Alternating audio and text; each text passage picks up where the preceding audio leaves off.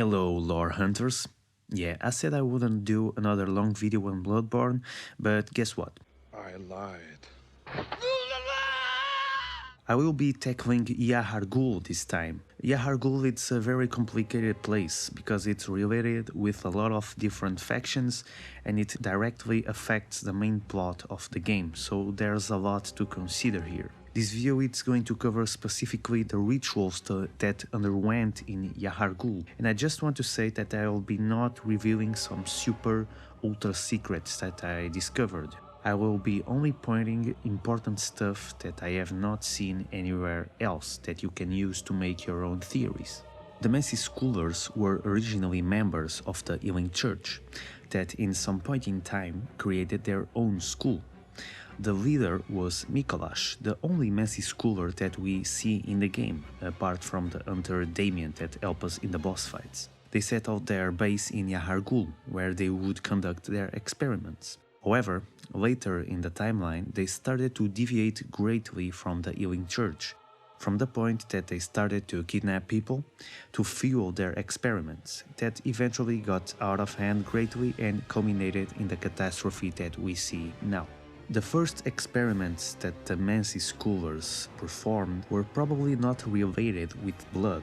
This aims to explain why there's a large number of mirrors in the underground prison and spread throughout the village. Mirrors are highly superstitious objects and have different significance through time, being used in a variety of ways in the different religions and cultures.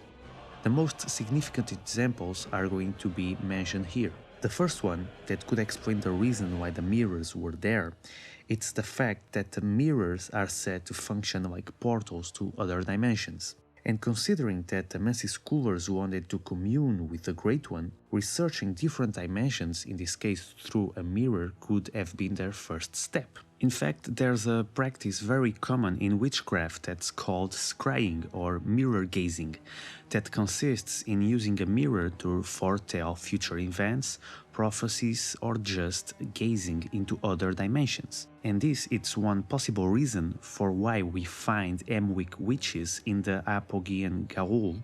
Then there's also a possible reason for why some of the mirrors are covered, if you don't want to look at it as a mere design choice.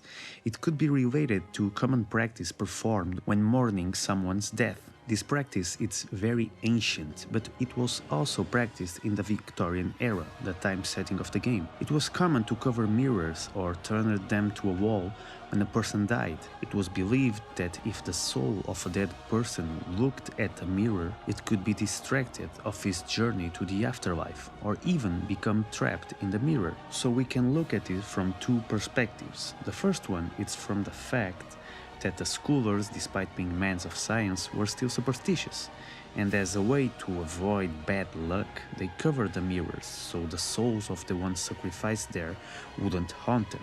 And the other one, it's a little bit more imaginative, but it analyzes the process of elevating your mind. In order to simplify, as mind and soul have different interpretations according to philosophers, scientists, etc., let's say that the mind is basically equal to the soul. And your soul, your will, it's what persists after you die.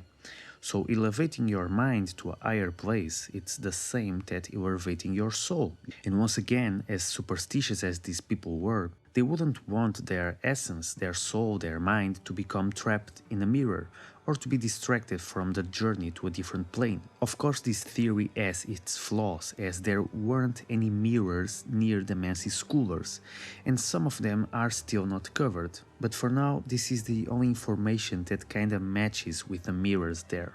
And now, let's talk about the blood ritual. I think that there are at least two rituals that underwent in Yahar'gul. The one performed by the Messy Schoolers and the one performed independently by the Ptolemaic bell ringers. Let's start with the Messy's ritual by first taking a peep at the description of the Messy's cage, that restrains the will of the self and allows seeing the profane world for what it is. Interestingly, the profane world consists of everything that we can know through our senses, meaning it's the natural world of the everyday life. In contrast, the sacred world encompasses all that exists behind the everyday natural world that we experience with our senses.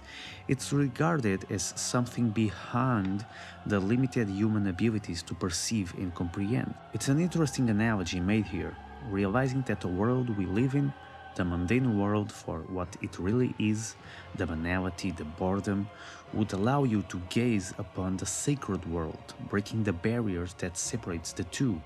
Also, the part restraining the will of the self is very interesting. The definition of self is not certain and it depends on who's talking about it. But restraining the desires and volition of a person it sure is obscure, as it removes the individualization factor from an individual. Without your will, you are nothing, you are just a mere puppet.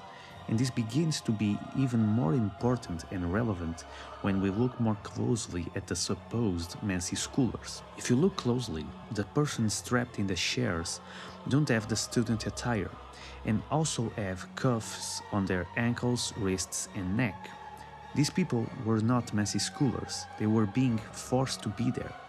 They were some kind of slave faction that was predominant in the village and was being used in the experiments and research of Mansis. I don't think that they came from anywhere in particular, considering that slaves were common in the Victorian era. It's interesting to note that Micolash also has some cuffs on his wrists, but I think that this could be related to the nature of the ritual, very violent, and it would be a way to keep someone steady in place. But this really raises an important question. Where the hell were the other schoolers?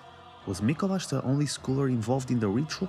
Maybe Micolash was trying to get ascended alone, but again, this is disproved by the description of the Court of the Eye, as it states that Mansis were granted an audience with Murgle, implying all the schoolers. And now let's look at the other function of the Mansis cage, as it serves as an antenna to connect with the Great Ones of the Dream. When we look at the display of the Mansis schoolers, there are several of them spread through Yahar'gul. The first thought that came to my mind was that they could be delimiting the perimeter of the city so that everyone included in it would be used in the blood ritual. However, I then started wondering if by connecting the Mansis schoolers, some kind of pattern could be obtained. Considering the purpose of the cage, maybe I could obtain a rune, for example, or even obtain the dots of a known constellation. That would be awesome, considering that when the one Reborn is summoned, we see a gate being established with the cosmos. It's possible that Mansis was aiming at some point in particular, and besides the reaching the cosmos motto, it's more particular of the choir, it could also explain why there's a dead choir member in the village. They could be extracting important data from them that they could use in their own research. But sadly, I haven't found anything yet, but if you are willing to give it a try yourself, you can use the picture that it's in the description. Back to the ritual itself. The main objective of Mansis was to be granted an audience with a Great One, and they accomplished this by the description of the Eye of the Court. However, Murgle, the Great One that they communed with, was never born.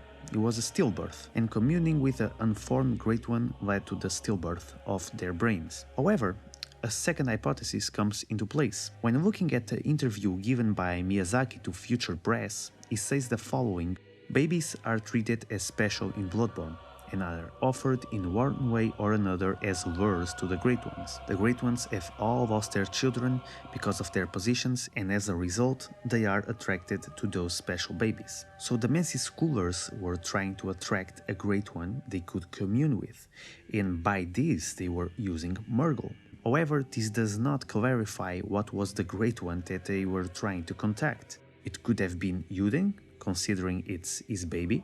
It could also be the Moon Presence, considering the note that we find in the village, saying that they are trying to beckon the moon. And it could also be Cos, considering the lyrics from the song Hail the Nightmare that clearly point to the sea, and also Micolash dialogue that is constantly referring to Cos. But then again, another question rises. It's only necessary an umbilical cord to contact with the Great One? Was an additional rite of this magnitude seen in Yahar'gul necessary in the other times that the Great One was communed with? In the case of Gurman, when he beckoned the moon, he probably did not sacrifice a bunch of people. So this could point out to the fact that the Mansi scholars were looking for more than having an audience with the Great One. But before we jump to that, I want to take a look at the other ritual that we witness happening in Yahar'gul. When we visit Yahar'gul after killing Rom, we see that the setting has changed completely. The townsfolk prisoners are gone, the snatchers are all dead, and the village is full of Pthumerian bell ringers, bringing to life all sorts of creatures. And the Pthumerian bell ringers weren't there before.